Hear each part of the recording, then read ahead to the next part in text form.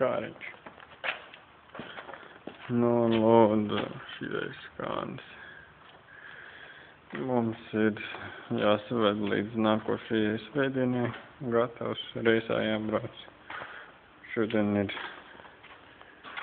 ceturtdiena. Tā kā nav daudz laika. Šitie vēl jākrāso zvēri. Nu, tā kā darba daudz.